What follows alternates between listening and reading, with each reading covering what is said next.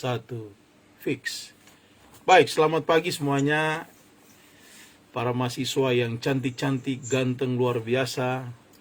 Bertemu lagi kita di si Juni biasa aja, nggak usah begitu-begitu. Ya. Ini pertemuan yang keempat ya, homiletik 2. Nah, sekarang kita membahas tentang persiapan permulaan mencari nats. Nah, nats itu adalah teks Alkitab ya.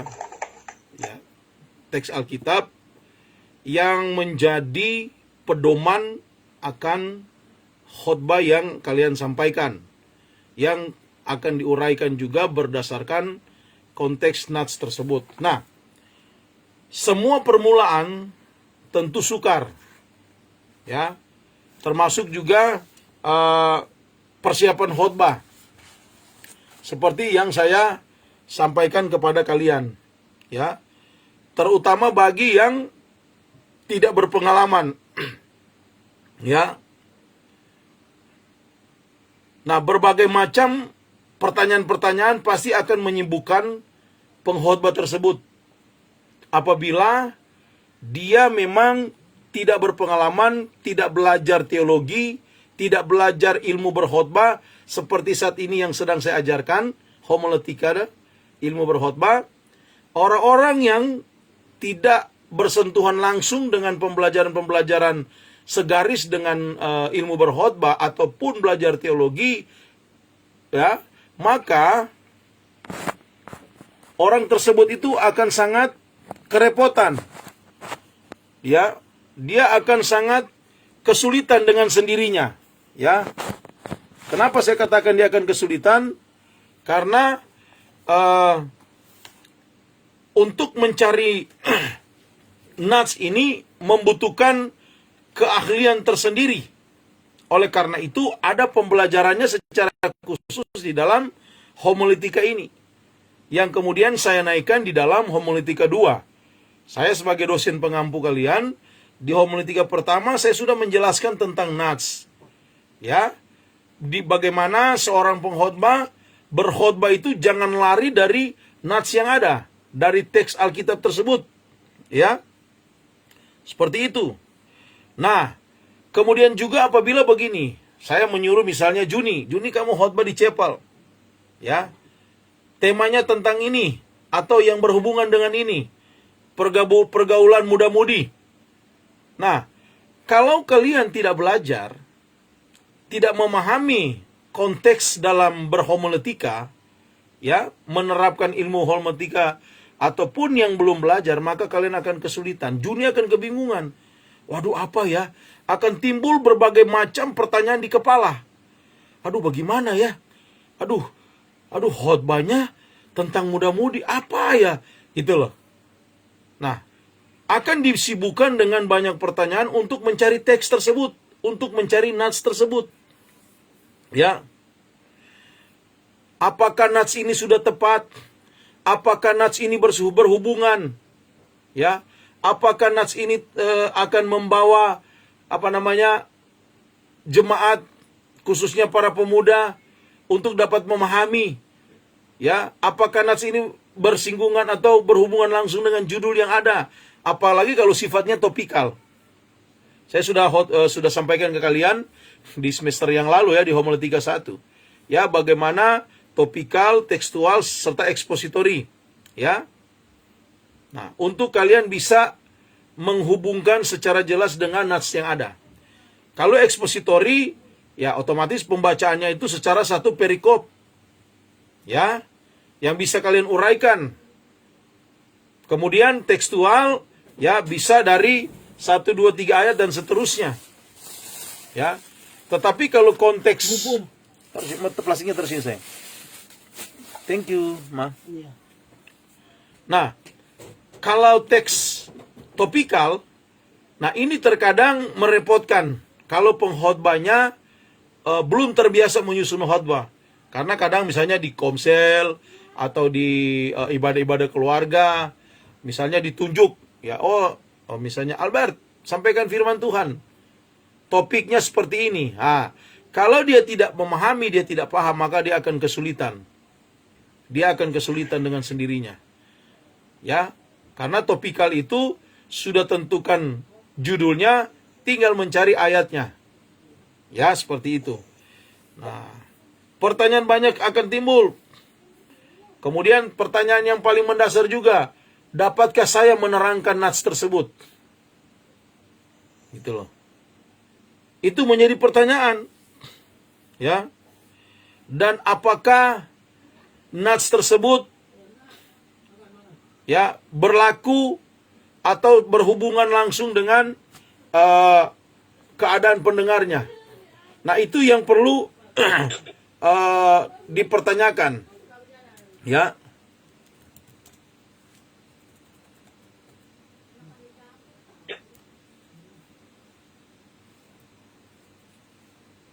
Bentar. Saya langsung ketik di sini saja biar kalian bisa baca ya. Jadi kalian buat resumenya ya.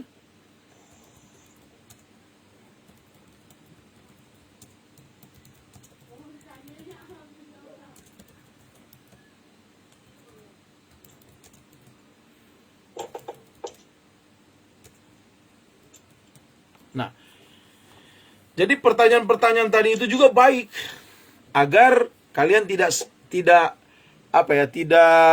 salah dalam menemukan nats yang berhubungan dengan khotbah yang nanti akan kalian sampaikan. Itu sangat-sangat penting. Ya. Nah, dan juga kemungkinan-kemungkinan yang akan kalian masukkan ke dalam khotbah kalian itu yang linear tentunya dengan teks atau dengan nats yang ada. Belum lagi bagaimana cara kalian menempatkan referensi-referensi ayat lain yang menjadi penunjang daripada khotbah kalian berdasarkan nats khotbah tersebut. Nah, itu juga tidak sembarang dalam mengutip ayat. Agar tidak terjadi comotologi. Tahu comotologi? Nah, Juni, apa itu comotologi? Jawab, bukan senyum. Tulisannya salah, Pak. Hah? Tulisannya mencari nats seharusnya. Nah, itu kamu fokus bagus. Tapi kalau tugas fokus juga ya. Nah, mana Juni tadi? Oh, signalnya keganggu ya.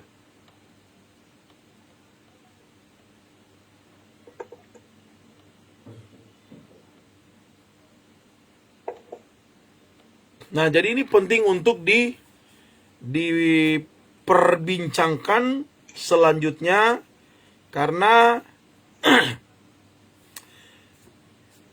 untuk sampai kepada penemuan nats yang bisa sesuai, yang cocok dengan tema khotbah yang akan kalian sampaikan, tentunya kalian harus benar-benar fokus melewati berbagai macam hal-hal konkret sampai menemukan nats tersebut yang menjadi landasan berpijak kalian berkhotbah. Berdasarkan pengalaman saya sebagai seorang pengkhotbah yang khotbah keliling sampai dengan saat ini, ada hal-hal yang saya lakukan sebagai bentuk meditasi saya pribadi. Ya, dalam tanda petik. Di mana saya merenungkan. Ya, contoh begini. Saya diberikan clue oleh gembala yang mengundang saya. Atau pihak gereja yang mengundang saya. Pak Pendeta, ya keadaan jemaat itu seperti ini. Ya, kiranya Pak Pendeta menyampaikan firman yang berhubungan dengan keadaan jemaat kami seperti ini. Ya, silakan Pak Pendeta. Oke. Nah, saya mulai merenungkan. Secara teknisialnya adalah saya mulai memasukkan berbagai macam pertanyaan tadi. Ya, berbagai macam kuesioner secara pribadi untuk mengerucut pada suatu teks yang ada dalam Alkitab ataupun yang berhubungan dengan tema secara topikal. Ya. Albert, matiin dulu itu kamu, sibuk banget kamu. Ya. Nah, sampai di mana tadi ya? Sampai kalau kita bisa menemukan natsnya, tentunya berbagai macam pertanyaan itu harus diajukan. Ya. Ini menjadi sangat penting untuk kalian bisa menemukan teks atau nats tersebut. Perhatikan baik-baik. Ya. Nah, misalnya pertanyaan yang kalian ajukan, ya. Apakah nats yang tepat?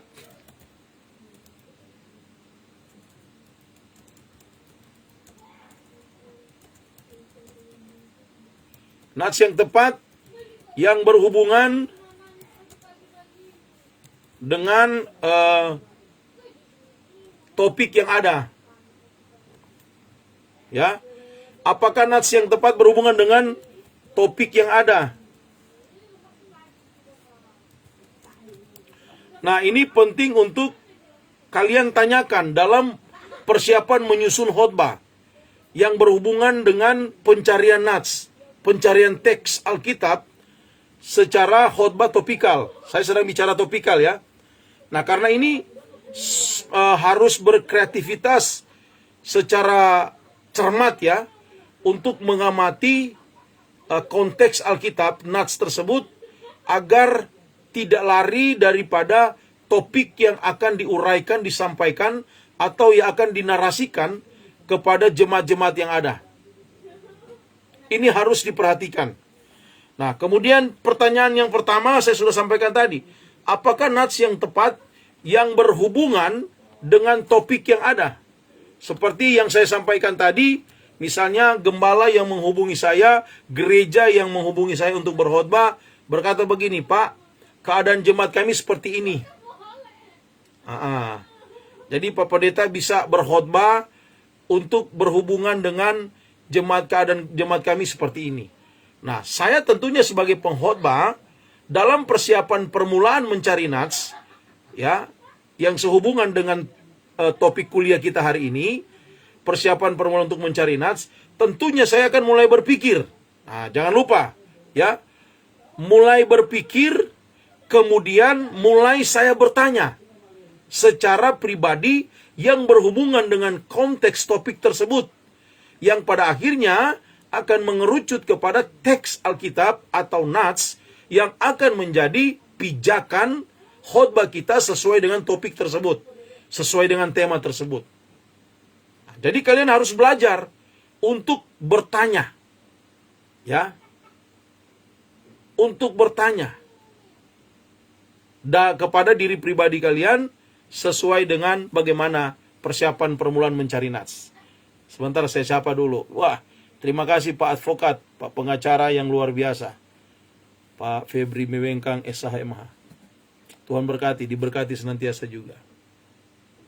Jadi seperti itu ya. Kemudian juga pertanyaan yang wajib juga untuk diajukan kepada diri pribadi, ya, perihal tentang dapatkah saya menerangkan nats ini? Ya, seperti itu. Silakan Pak Pengacara untuk mengikuti kuliah gratis ini. Kuliah homiletik ilmu berkhotbah sesuai dengan ekspor saya. Ya. Nah, jadi harus diajukan juga pertanyaan yang berikut sebagai bentuk pribadi dalam persiapan mencari nats. Nah, ini penting. Ya. Penting untuk ditanyakan secara pribadi. Ya. Dapatkah saya menerangkan nats tersebut?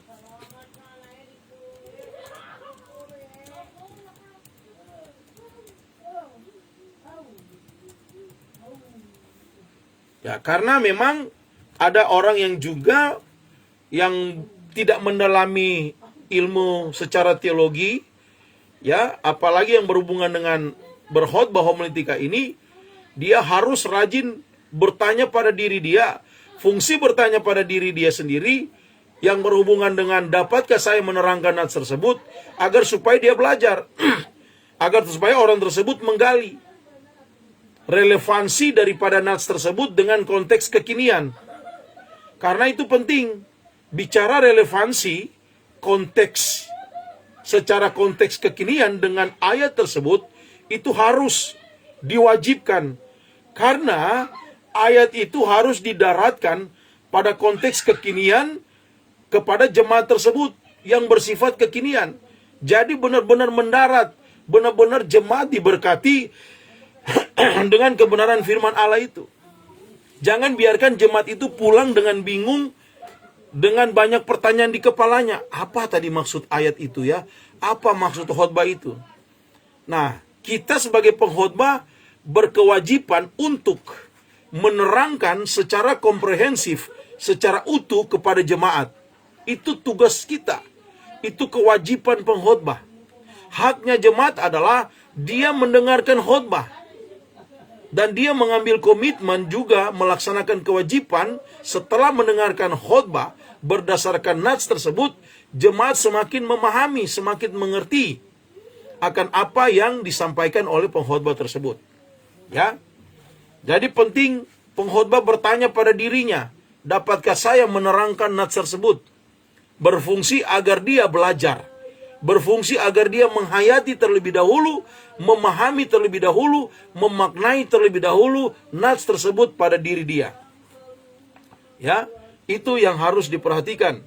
Terus kemudian, apakah arti nats itu bagi kehidupan sehari-hari kepada jemaat?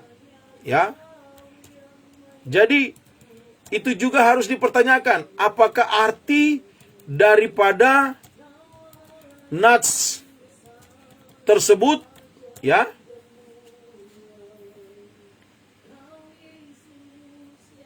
apakah arti, ya, sekali lagi, nats itu bagi kehidupan sehari-hari.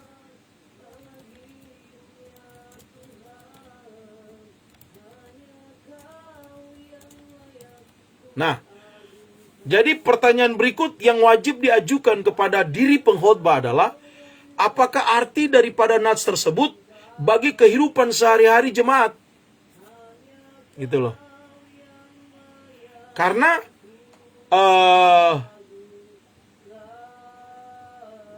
yang didengarkan oleh jemaat lewat khotbah yang disampaikan oleh pengkhotbah tentunya berfungsi, ya, dalam kehidupan sehari-hari jemaat. Dia dapat memahami. Contoh, kemarin saya berkhotbah tentang antikris dan nabi palsu. Saya berkhotbah di ibadah kedua GB Volker kemarin. Antikris dan nabi palsu. Dengan ayat pijakan natsnya secara ekspositori. Wahyu 13 ayat 1 sampai 18. Nah, di situ ada pembagian dua perikop secara jelas. Wahyu 13 ayat 1 sampai 10, Wahyu 13 ayat 11 sampai dengan 18. Ya. Jadi itu yang harus diperhatikan. Saya memperhatikan kemarin apa yang menjadi konteks daripada kehidupan sehari jemaat yang berhubungan dengan pembahasan antikris dan juga nabi palsu berdasarkan nats teks Wahyu 13 ayat 1 sampai 18. Saya khotbahkan, saya narasikan dibagi dua. Wahyu 13 ayat 1 sampai 10 itu bicara antikris. Wahyu 13 ayat 11 sampai dengan 18 itu berbicara nabi palsu. Ya. Nah, apakah arti daripada nats tersebut bagi kehidupan jemaat sehari-hari? Baru saya sampaikan pembahasannya. Karena kitab Wahyu ada 3 hal yang harus diketahui. Saya sampaikan kepada jemaat. Dan juga bagi pengkhotbah. Kadangkala mereka menyamaratakan kitab Wahyu tersebut. Padahal kitab Wahyu harus dipahami ada 3. Yang pertama, itu berisikan nubuat. Yang kedua, berisikan surat-surat kepada 7 jemaat. Yang ketiga, ya, berisikan perihal tentang apokalipstik atau simbol-simbol secara simbolistik yang harus disampaikan kepada jemaat. Nah, konteks pembacaan saya kemarin tentang antikris dan nabi palsu itu berada pada konteks apokalips atau simbol-simbol. Ya, nah harus didaratkan kepada jemaat. Apa artinya yang dibaca? Ya, binatang yang keluar dari dasar laut, kemudian binatang yang keluar dari dasar bumi. Nah, konteks yang dibaca berdasarkan ayat tersebut itu bicara antikris dan nabi palsu. Kemudian saya jelaskan. Itu loh. Saya narasikan kepada jemaat yang berhubungan dengan kehidupan sehari-hari bahwa ya tetaplah teguh kepada pengajaran-pengajaran yang ada supaya tidak gampang terombang-ambingkan oleh rupa-rupa pengajaran sesat oleh nabi-nabi palsu. Karena anteknya antikris adalah nabi palsu. Untuk menggiring orang agar menjadi anak buahnya atau menjadi jemaatnya antikris. Bagaimana kitab Wahyu 13 itu kita menemukan bahwa ya mengadu domba Trinitas, ya, baik Trinitinya setan, antikris dan nabi palsu, dan juga Trinitas Bapa, Anak dan Roh Kudus. Ya, kemudian saya jelaskan. Kemudian juga bicara tentang antikris. Bagaimana orang mulai menarasikan antikris itu dengan orang yang jahat, orang yang lalim, sama seperti misalnya Kaisar Nero. Oh, dialah kepala antikris.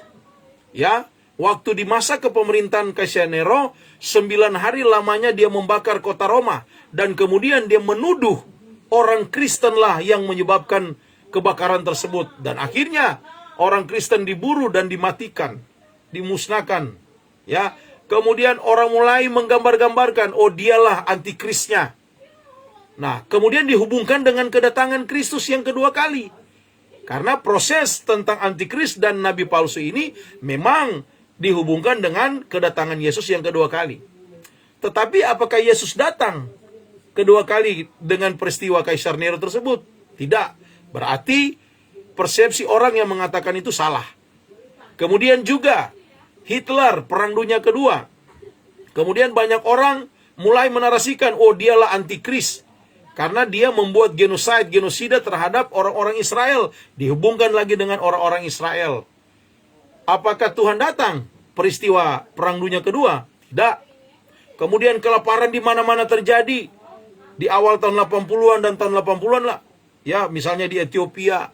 Kemudian terjadi tsunami juga di awal 2000-an dan seterusnya. Ya, terjadi gempa, tanah terbelah, ya, tanah bergeser.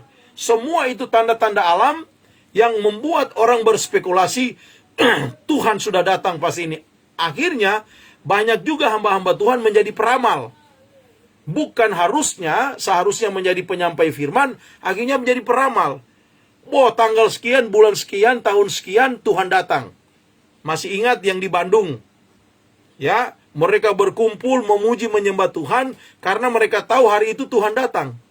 Dengan pimpinan mereka sudah mengembar-gemborkan, bahkan sampai keluar kemana-mana berita itu. Tetapi siapa yang datang? Yang datang Satpol PP.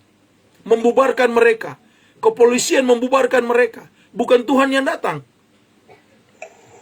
Dan dengan bangganya, dengan pongahnya, pemimpinnya berkata, nanti kami akan berdoa lagi, akan tanya ke Tuhan. Ternyata belum hari ini. Bukannya bertobat, bukannya kembali ke jalan yang benar, dan tidak menyesatkan umat, tapi berspekulasi lagi. Ingat, pendeta itu bukan peramal. Jangan ada pendeta pengkhotbah meramalkan kedatangan Tuhan pada kali yang kedua. Itu sesat, itu sekte. Ya, jadi harus bisa dipahami. Kemudian, ya, mulai dihubung-hubungkan lagi dengan konteks-konteks yang ada di dalam Alkitab, dengan hari kiamat kedatangan. Saya pernah waktu itu dengan konteks bulan darah, ya, blood moon. Kemudian lagi, banyak tuh orang langsung bilang, wah Tuhan segera datang. Yang saya heran, mereka pemimpin-pemimpin rohani. Tapi ketika Tuhan tidak datang berdasarkan ramalan mereka, tidak ada sedikit pun mereka itu mengatakan minta maaf, minta ampun, kemudian kembali ke jalan yang benar, kemudian harus membetulkan ajaran mereka. Tapi justru masih dengan pola mereka, kami tetap akan ikuti. Berarti Tuhan belum berkehendak datang hari ini, tanggal ini, bulan ini, tahun ini. Waduh, bahaya sekali. Yang paling banter adalah vaksin. Nah, karena di dalam pembacaan kemarin, Wahyu 13 ayat 18, di situ muncul tentang angka 666. Baru saya hubungkan lagi dengan kehidupan sehari-hari jemaat pada saat sekarang ini, situasi pandemik. Mulai mereka hubungkan angka 666 dengan vaksin. Dengan barcode-barcode yang ada. Itu sesat, itu salah. Karena itu tidak ada hubungan dengan vaksin. Sehingga ada pemimpin-pemimpin rohani mengatakan jangan divaksin karena itu antikris. Tapi yang herannya mereka justru divaksin. Pemimpin-pemimpin ini justru divaksin. Sampai ada jemaat mereka berkata, "Pak, ya, kenapa kalian divaksin? Kenapa tidak memberitahukan kepada orang tua kami, keluarga kami, sampai saat ini mereka tidak mau divaksin?" Itulah. Terjadi pembohongan oleh karena salahnya penafsiran yang tidak sesuai dengan apa kata Alkitab. Itu loh. Kemudian mengenai barcode, semua dihubung-hubungkan. Ada angka 66, barcode itu hanya dipakai sebagai transaksi keuangan di bidang keuangan dan seterusnya. Banyak. Kemudian juga di ATM. Berapa lama semua kita sudah pakai ATM yang ada barcode-nya? Kemudian orang Kristen jangan pakai. Nah, kalau begitu kamu mau berbelanja pakai apa? Kamu bertransaksi pakai apa? Pakai daun. Dihubung-hubungkan. Tapi yang heran, yang menghubung-hubungkan itu mereka bertransaksi. Mereka belanja. Nah, inilah kalau kita tidak memahami teks secara konteks teks tersebut, konteks ayat tersebut. Baru saya jelaskan tentang angka 666. Di dalam bahasa asli itu memakai kata hi, si, stigma. Kalau dalam penulisan abjad Yunani 666. Jadi hi itu angka 600, 600. Si itu menunjukkan angka 60, 60. Sedangkan stigma itu menunjukkan angka 6. Jadi dalam penulisannya itu jelas. Si, ya, stigma 666. Memang penulisan abjadnya Indonesia juga dan juga yang lain 666. Bacanya 666. Gitu loh. Tetapi harus dipahami kata Alkitab ayat 18. Wahyu 13 bilang begini, semuanya itu kita harus bijaksana, harus dengan penuh hikmat di dalam melihat atau memaknai angka 666 tersebut. Baru saya jelaskan juga mengenai simbolistik dalam wahyu itu. Kenapa? Karena begini, zaman perjanjian lama banyak juga secara simbolistik, ada simbol-simbolnya. Bangsa Israel mendaratkan Alkitab yang mereka baca dengan berbagai macam simbol. Contoh, sampai hari ini orang-orang Yahudi menerapkan membaca Alkitab bermazmur, mereka melilitkan tali di tangan mereka, tali hitam, yang disebut dengan tefilin.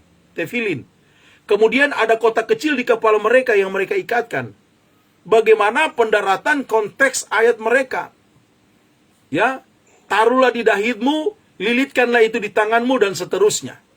Jadi mereka mendaratkan itu dalam bentuk simbol, simbolistik. Nah, kemudian bicara angka. Di Alkitab banyak kita menemukan angka 7. Yang kemudian banyak juga pengkhotbah menarasikan itu sebagai angkanya Tuhan. Ya, tapi bagi saya semua angka sama. Ya, angkanya Tuhan. Ya. Tetapi iblis, ya, dia juga memahami bahwa dia ingin menyamai Kristus. Sehingga dia juga memiliki pola tersendiri. Dia memiliki angka tersendiri. Maka dia memaknai angka mereka adalah 666 tersebut.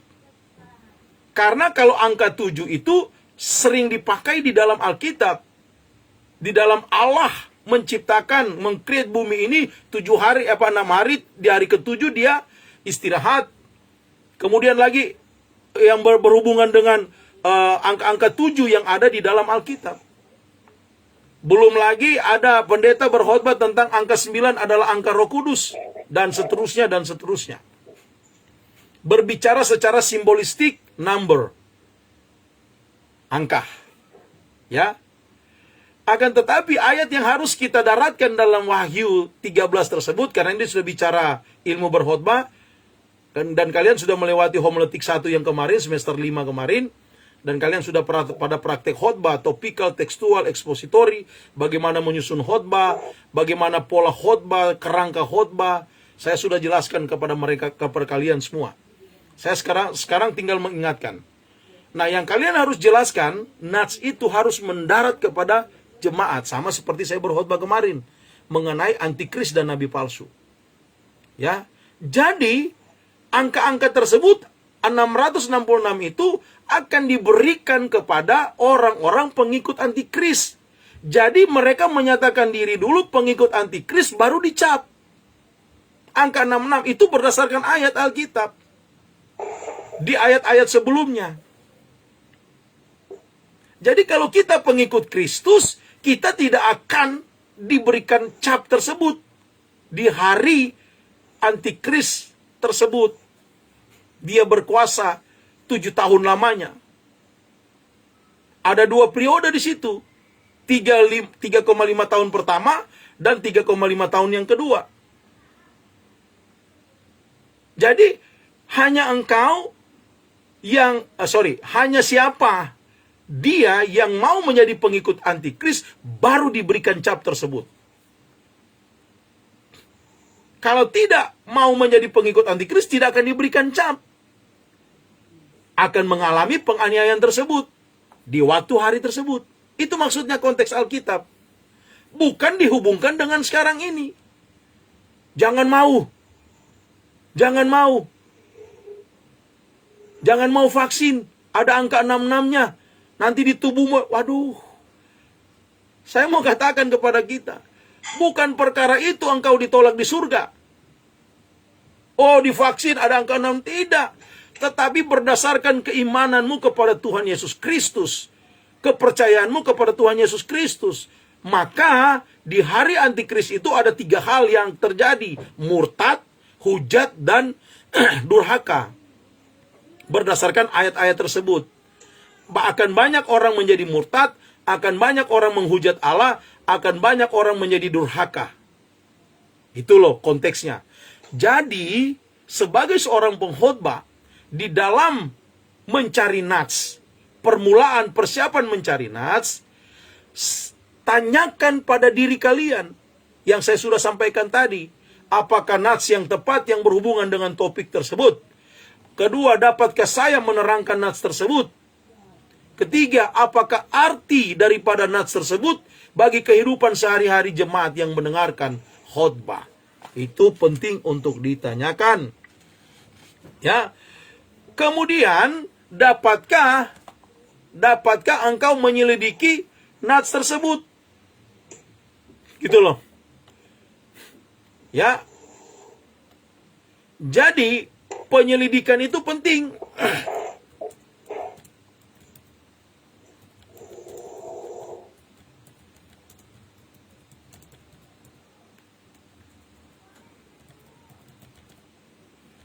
Kalian harus bisa menyelidiki. Oke? Nah, ini penting untuk kalian bisa mendapatkan nats tersebut. Ya.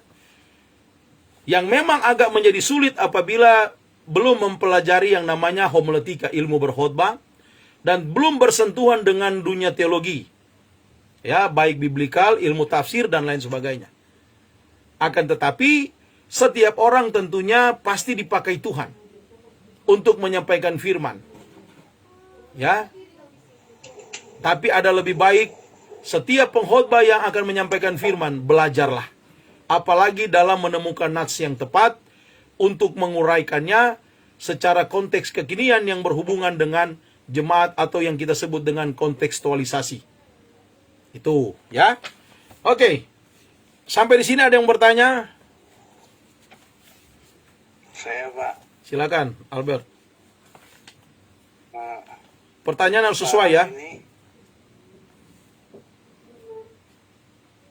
Ya, silakan. sekarang ini mereka di Eropa mereka melarang vaksinasi. Ah. Jadi mereka berkelahi dengan antara orang yang pro vaksinasi dan yang tidak divaksinasi. Oh, ini bukan Kemudian konteks pembelajaran ini. Saya hanya menjelaskan tadi bagaimana kalian menemukan nats yang berhubungan dengan keadaan jemaat hari ini untuk menerangkan. Saya kasih contoh tentang vaksin karena mereka bilang ada angka 666 sehingga nggak mau divaksin. Padahal pemimpin mereka sendiri divaksin. Itu loh. Mereka dengan begitu brutalnya, saya pakai kata brutal ya, dengan bangga ponganya menyampaikan itu, jemaatnya nurut. Tapi mereka sendiri divaksin. Ya. Nah, itu pembahasannya. Nah, kalau pertanyaan kamu itu perihal tentang vaksin itu beda konteks lagi. Tapi tidak apa-apa, lanjutkan pertanyaan kamu apa? ada hal kedua, Pak. Ya, silakan. Saya tanyakan kepada orang Katolik, Hmm. bagaimana 666 itu antikris dibilang. Ah. 666 Ya, kalau rupanya pembahasan kan 18. ya, kalau pembahasan di ayat 18 iya. Secara ayat. Karena antikris juga pengen punya simbol. Itu loh.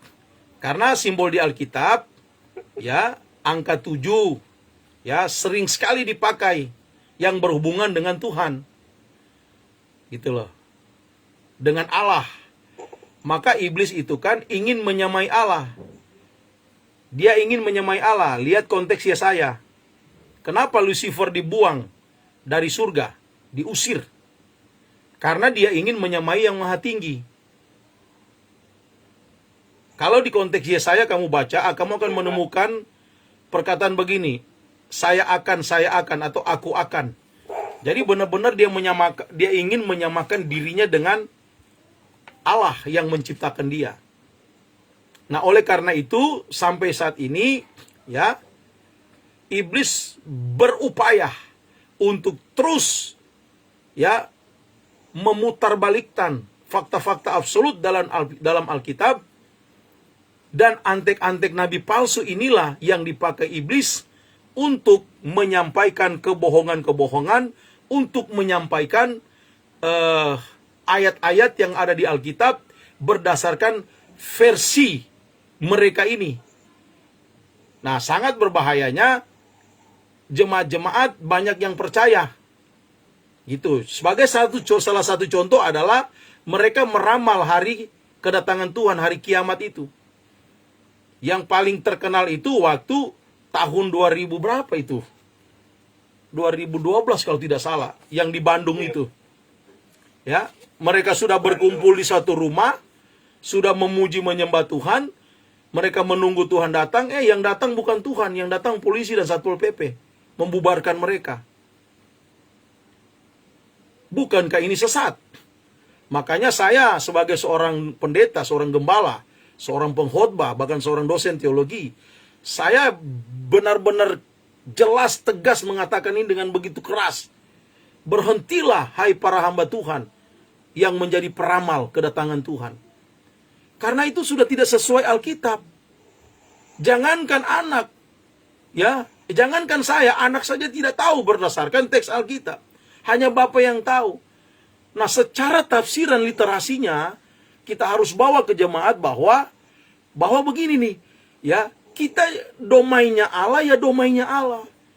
Jangan sok-sok jadi domain saya sebagai pendeta. Salah. Yang harus saya jelaskan adalah bahwa kedatangan Tuhan kedua kali itu pasti terjadi, ada. Nyata sesuai Alkitab. Nah, kita ini harusnya mempersiapkan diri kita. Kita harus jadi tim penyambut. Jangan jadi tim perencana. Catat ini. Kalau boleh jadikan status Facebook Anda semua, para mahasiswa. Kita jangan jadi tim perencana kedatangan Tuhan. Tapi kita harus jadi tim penyambut kedatangan Tuhan. Dengan apa? Hiduplah dalam gerakan hidup sucimu.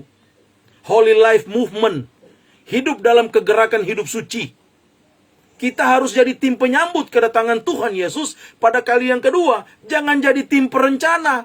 Merencanakan tanggal sekian, bulan sekian, tahun sekian kedatangan Tuhan. Itu sesat. Itu salah.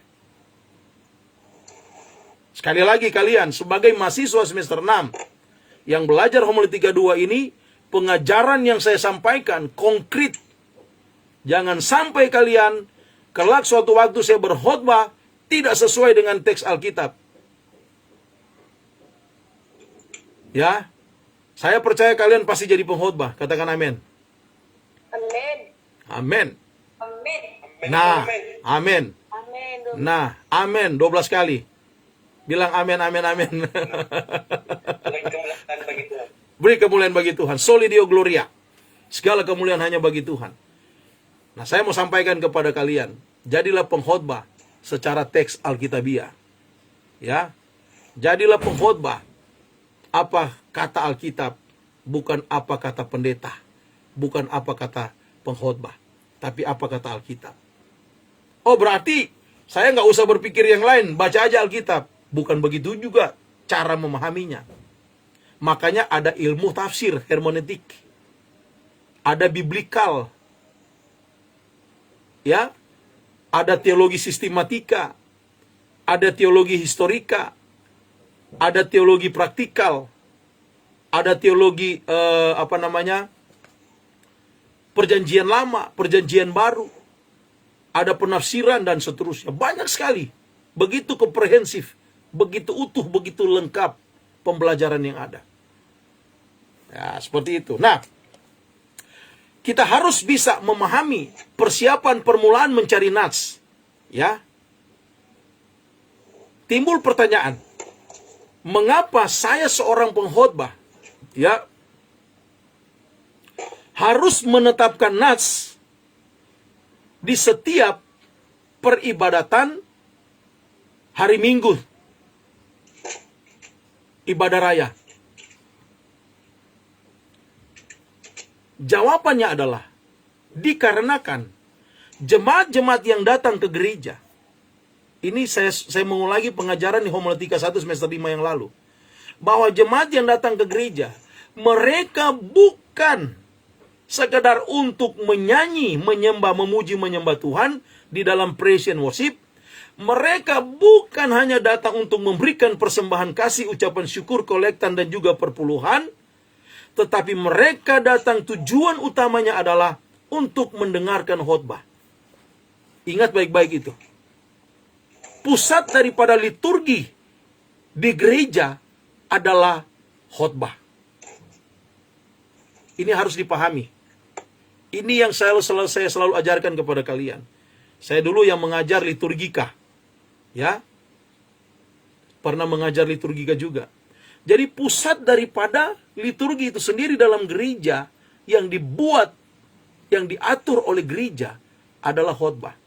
Maka itu ada gereja-gereja mengundang pengkhotbah. Gitu loh. Contoh teman saya, pengacara, advokat.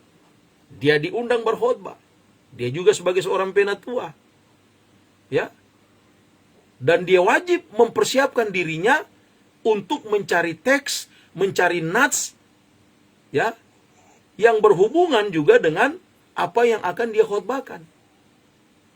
Kemudian dia mulai banyak bertanya sesuai dengan pertanyaan-pertanyaan yang diajukan, baik kepada dirinya sendiri maupun kepada expertnya. Gitu loh. Salah satu contoh, dia bertanya kepada saya. Beliau seorang pengacara loh, orang pintar. Tetapi waktu dia berkhotbah, ya, dia memakai pola ini. Dia memakai pola ini, beliau memakai pola ini. Saya senang. Karena kenapa? Memang begitulah. Jangan ya ketika dipercayakan berkhotbah ya, kemudian banyak hal yang mungkin dia tidak pahami karena tidak belajar secara teologi, tapi tidak mau banyak bertanya. Itu hati-hati. Ya, hati-hati. Makanya saya sampai saat ini sangat senang. Bahkan ada beberapa teman pendeta bertanya kepada saya. Karena memang mereka tahu secara ekspornya ya saya dosen homiletika. Saya sebagai pengkhotbah yang keliling kemana-mana. Dan saya dengan senang hati untuk mengajar, untuk memberitahukan. Gitu loh.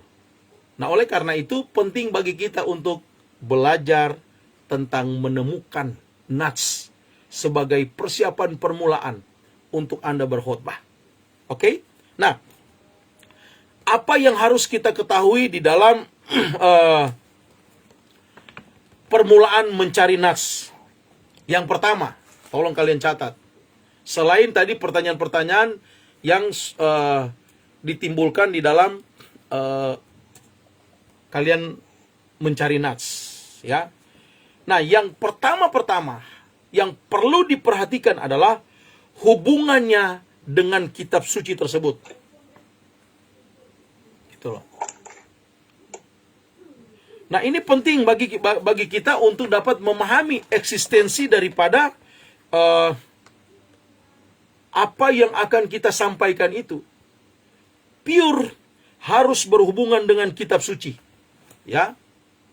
Nah, ini harus kita bisa memahami sebab kitab suci yang adalah Alkitab ya merupakan dasar daripada kekristenan, dasar hidup jemaat, dasar dari kepercayaan, dan juga merupakan dasar dari sebuah khotbah.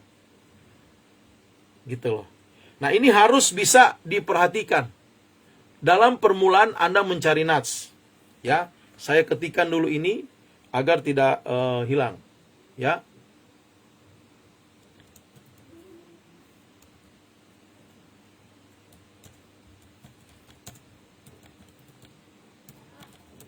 Ya. Jadi perlu diperhatikan hubungannya dengan kitab suci. Jadi jangan asal berkhotbah.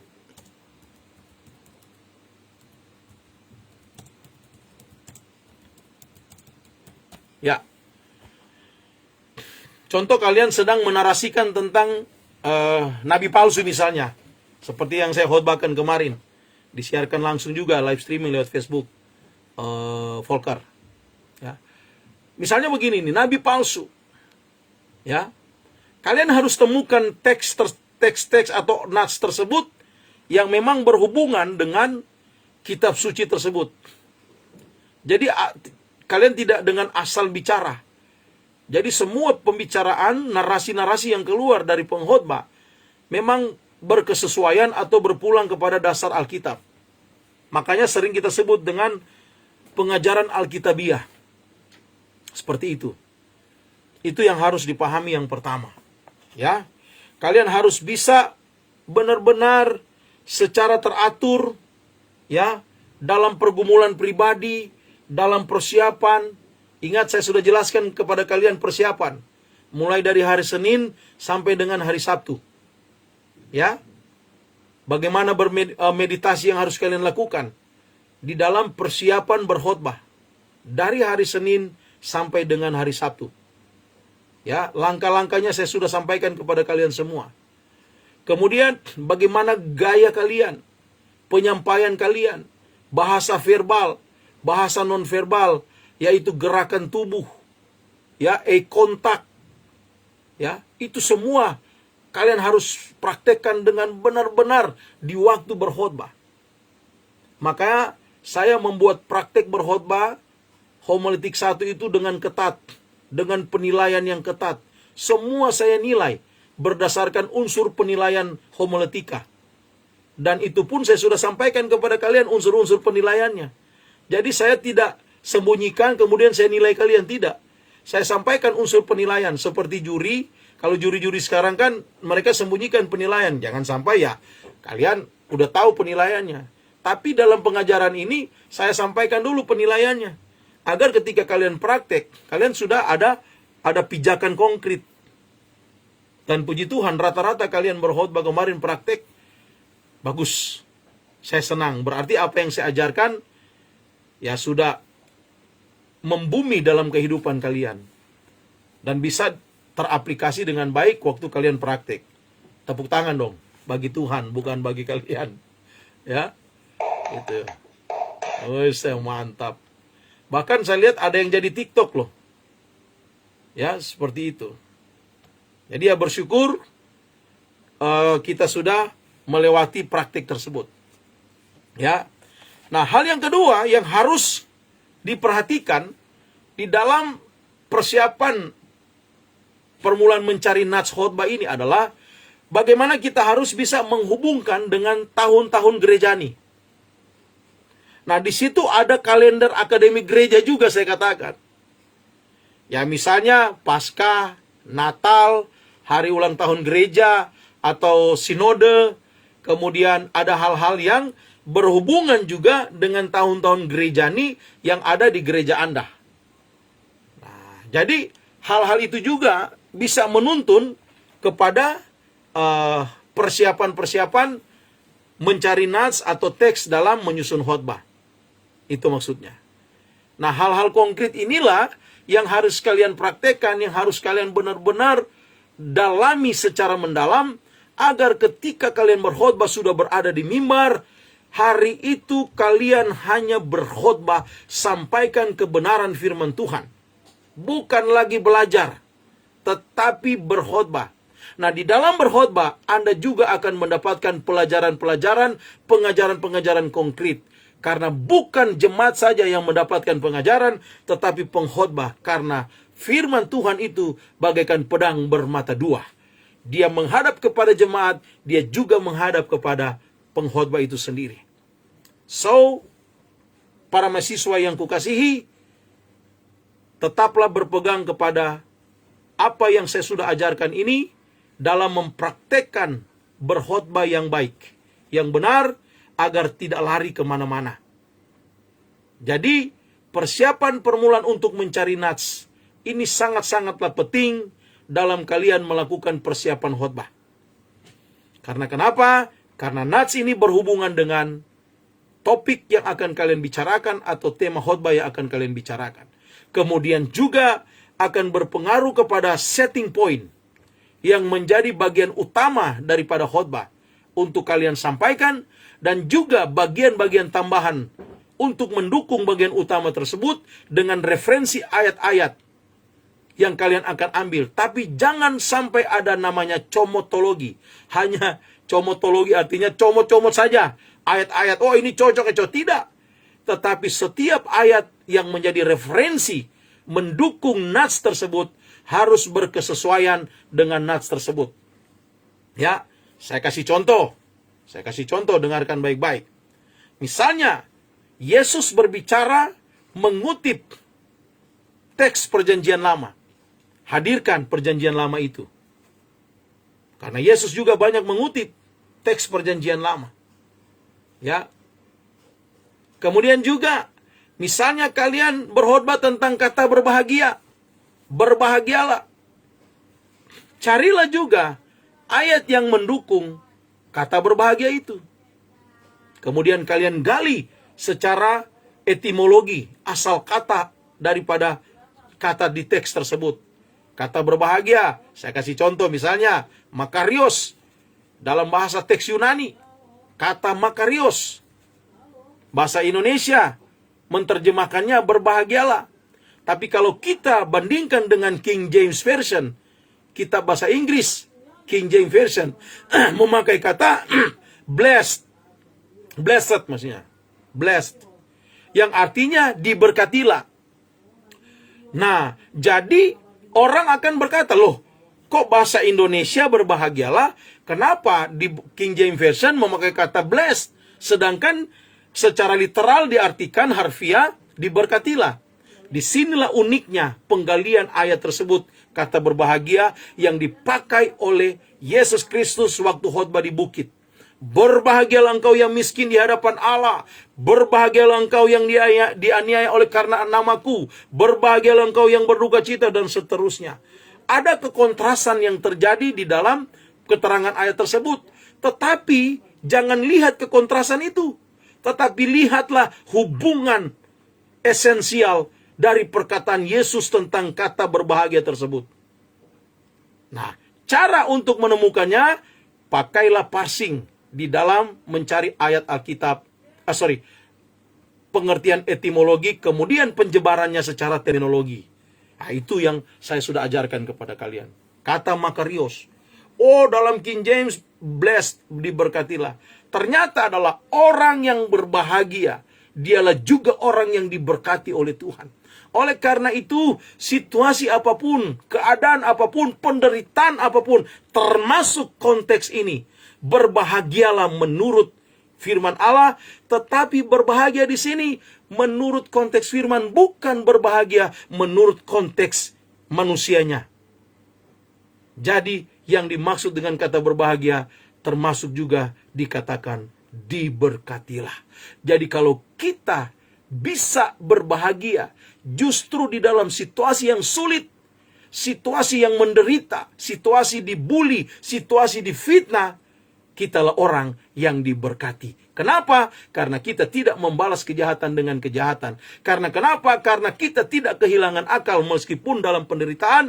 Karena kenapa? Karena kita tidak menghujat Allah, tidak meninggalkan Allah dengan cara-cara lain yang kita tempuh berdasarkan cara dunia. Kita tetap ada di dalam Tuhan meskipun dalam penderitaan, dalam ujian dan pencobaan dalam kehidupan ini. Kitalah yang dikatakan oleh Yesus berbahagia atau yang diberkati. Itu maksudnya.